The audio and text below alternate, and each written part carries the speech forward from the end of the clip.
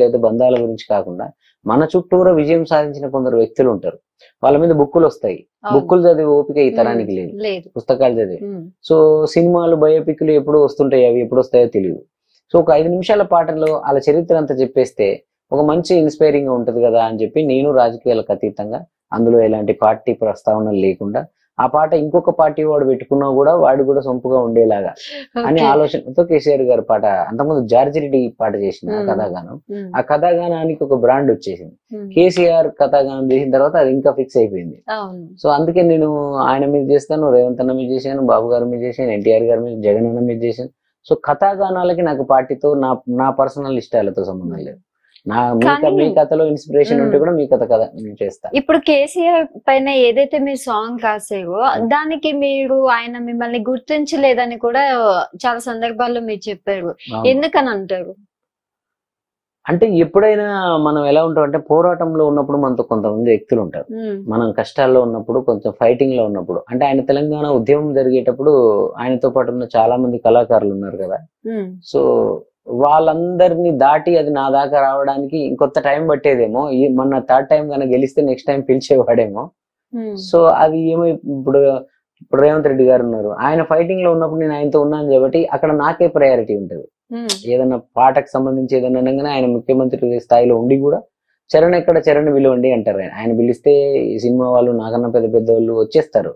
కానీ ఆయనకి ఏంటి ప్రయారిటీ చరణే ఉంటాడు. ఎందుకంటే ఆయన స్టార్టింగ్ లో నుంచి నేను ఉన్నాను కాబట్టి. అలాగా నాలాగా కేసీఆర్ గారి దగ్గర కూడా ఉండుంటారు కదా ఆయన స్ట్రగుల్స్ నుంచి కాలంలో. సో వాళ్ళందరినీ దాటి మనం అక్కడికి వెళ్ళడం, ఆయన ఒకవేళ అడిగినా కూడా వాళ్ళు ఎవరో పక్కన ఉన్న వాళ్ళు లేడనొచ్చు, బిజీ ఉన్నాడు అనొచ్చు, లేదా అతను మన మనిషి కాదు అని ఇలాంటి ఏదో చెప్పుండొచ్చు పాప ఆయనకి. ఆయన తెలుసుకొని నన్ను పిలవాలి అనుకునే సమయానికి అది గవర్నమెంట్ మారిపోయింది. బట్ మొన్న ఒకసారి వెళ్ళాను నేను, పాట లాంచ్ చేశారు రాకేష్ సినిమా, కేశవ చంద్ర రమావత్ పాట చేసినప్పుడు నేను పిలవాల్సి ఉండేమ్మా, ఎక్కడో అయింది, మిస్టేక్ జరిగింది. మీరు ఎప్పుడైనా బాధపడ్డారా? అరే ఇంత మంచి సాంగ్ అందించాను కదా. బాధపడ్డాను అన్ని మీడియాలో కూడా చెప్పాను, బాధపడతా నేను చెప్పాను. సో అంటే పొలిటికల్ లీడర్లు అందరు ఇంతే వాడుకుంటారు, వదిలేస్తారు అని అందరు అంటుంటారు. కానీ ఆయనేమో నన్నేమో నాకు పాట చేయమని ఆయన చెప్పలే యాక్చువల్లీ. బట్ వాళ్ళకి సంబంధించిన మనుషులే చేయించారు. మిట్టా సైద్ రెడ్డి గారిని ఆయన పిఆర్ఓ అని చేయించారు. కానీ బట్ చేయించేటప్పుడు ఆయన తెలుసో లేదో తెలీదు. బట్ పాట వచ్చిన తర్వాత మాత్రం ఆయన ఎంజాయ్ చేశారు, దాన్ని వాడుకున్నారు, అందరు దాన్ని ఎంజాయ్ చేశారు. ఎక్కడో మిస్టేక్ జరిగింది. అదేంటే పాపం వాళ్ళు అప్పటికే 2వ సారి సీఎం అయి ఉన్నాడు. సో చాలా బాధ్యతలు ఉండుంటాయి. ఎవరో ఒకరు చుట్టూ ఆ కల్చరల్ కి సంబంధించిన వాళ్ళు ఎవరో బాగా పదే పదే గుర్తు చేసి ఆ పిల్లల్ని పిలుద్దాం, ఆ వల్లాల వానెక్కని చరణ్ని వాళ్ళని పిలుద్దామని అని ఉండాల్సి ఉండే. అది సరే, అంత పెద్ద స్థాయిలో ఉన్నప్పుడు మనకే చిన్న చిన్న మర్చిపోదు. కానీ ఆయన కలిసేంత వరకు నాకు కొంత నెగిటివిటీ ఉండే. కలిసిన తర్వాత అయ్యో పాపం సీఎం హోదాలో ఉన్నాడు కదా, ఆయనకి ఏం గుర్తుంటది, పక్కన వాళ్ళు ఎవరైనా మిస్గైడ్ చేసి ఉంటారని అనిపించింది నాకు. అంటే ఆయన ప్రేమ చూసాను నేను, నా మీద ఆయన కళ్ళల్లో ప్రేమని. ఆడ చుట్టూ 20 మంది జనాలు ఉంటే ఆయన నన్నే అడ్రస్ చేస్తూ ప్రతి విషయాన్ని చెప్తున్నాడు కేసీఆర్ గారు. సో 3 రంగుల జెండా పాట గురించి ఆయనకు తెలుసు. ఆ పాట రేవంత్ అన్నకి ఎంత హెల్ప్ అయింది తెలుసు, వీళ్ళకెంత కొంచెం చిన్న ఎక్కడో ఒకడ ఉంటది కదా. అసలు ఏమి లేకుండా ఆయన చరణ్ అంటే మా పిల్లగాడు, మా తెలంగాణ కళాకారుడు, మావోడు అంటే పార్టీలు గీటీలు నిజంగా నాకు ఏ పార్టీలు రేవంత్ అన్న నన్ను అలాగే చూసుకుంటాడు. సో అది ఉంది. బట్ అది నేను కూడా ట్రై చేయలేదు అప్పుడు. అంటే నేను ఎక్కువ అంటే వాళ్ళు పిలిస్తే పోదామని అనుకున్నాను తప్ప కేసీఆర్ గారిని కలవాలని నేను ట్రై చేయలేదు. ట్రై చేసి ఉంటే నన్ను ఆయన కలిసేవాడేమో. నాది కూడా కొంత మిస్టేక్ ఉంది అనిపించింది ఆయన కలిసిన తర్వాత.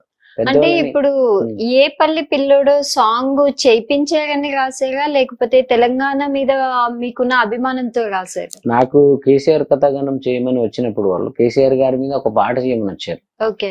పాట చేయంటే నేను ఏమేమి పాటలు చేశారు మీరు ఇంతకు ముందు అని అడిగితే చేస్తే ప్రతి దాంట్లో ఆయన పథకాల మీద, ఆయన పరిపాలన మీద, వాటి మీద గొప్పగా ఉంది. నేను వాళ్ళకి ఒకటే చెప్పా, మనం కూడా ఇలాంటి పాట చేస్తే ఇది ఓన్లీ మీ టీఆర్ఎస్ వాళ్ళే వింటారు. మనం అది ఒక ఆయన గురించి ఏదో పుట్టినరోజుకి ఆయన కీర్తిస్తూ వచ్చే పాటలా ఉంటది, అలా వద్దు. ఆయన అద్భుతమైన కథ ఉంది. ఆయన ఒక చింతమడక అనే గ్రామంలో ఒక మామూలు కుటుంబంలో పుట్టి ఇలా వచ్చి ఒక రాష్ట్రాన్ని సాధించే ఒక లక్ష్యంతో తెలంగాణ అనే పోరాటం చేసినాడు. ఆయన మంచి లైఫ్, ఆయన ఒక మంచి అప్పటికే అధికార పార్టీ ఇలాంటి టీడీపీ చంద్రబాబు నాయుడు గారి గవర్నమెంట్ లో ఉన్నాయన అవన్నీ వదిలేసుకొని వచ్చి ఒక పార్టీ పెట్టి దానికోసం ఎన్నో కష్టాలు పడ్డారు, రాదనుకున్న తెలంగాణ తెచ్చారు కదా. దీన్ని ఒక 5 minutes లో కథగా చెప్పుదాము. ఇలా నేను ఎలాంటి పార్టీ ప్రస్తావన తీసుకురాను, ఎలాంటి పథకాల గురించి చెప్పాను. అలా చెప్పాను అనుకో, మళ్ళీ ఇది ఒక వర్గం పాట అవుతుంది.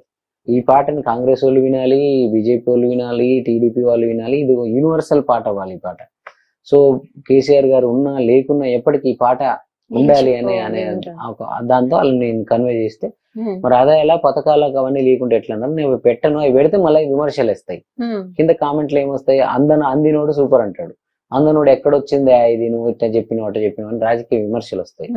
అప్పటికీ నాకు విమర్శలు వచ్చాయి, నువ్వు కేసీఆర్ మాకు ఉద్యోగాలు వేయలేదు, నువ్వు కేసీఆర్ పార్టీ చేస్తావు, కేసీఆర్ ఒక్కడి వల్లే తెలంగాణ వచ్చిందా, ఉస్మానియాలో ఎంతో మంది విద్యార్థులు ఉన్నారు, అందరికి చచ్చిపోతే వచ్చింది అని ఇలా నాకు చాలా మంది నాకు డైరెక్ట్ పెట్టారు, కింద కామెంట్స్ పెట్టారు.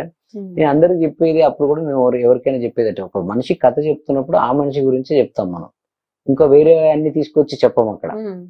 అట్లాగే ఇప్పుడు నా గురించి చెప్పాలనుకోండి, మా ఊరు మేలదుప్పలపల్లి గ్రామానికి వన్నె తెచ్చిన చరణార్జున్ అంటాం మనం. ఆ ఊర్లో ఉన్నోడికి ఒకటికి అది నచ్చదు. ఆయనట వన్నె తెచ్చాడా, నేను కూడా తెచ్చిన, ఆయన ఒక్కడే తెచ్చిండా అంటాడు అవుతున్నాడు.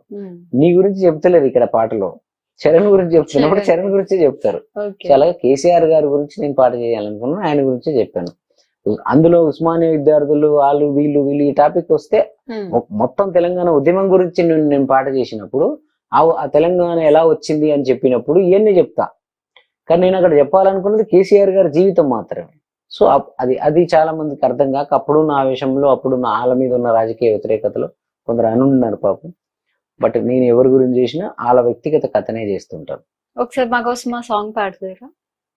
ఈ పల్లె పిల్లోడో, ఈ తల్లి బిడ్డాడో, అయ్య కడుపు సల్లగుండా రాజ్యం తెచ్చాడు, ఎన్ని గడపలు దొక్కాడు, ఎన్ని బాధల పడ్డాడు, 60 ఏళ్ళ గోస తీర్చి సంబురమిచ్చాడు, 60 ఏళ్ళ గాయాలు మరువలేని వేదనలు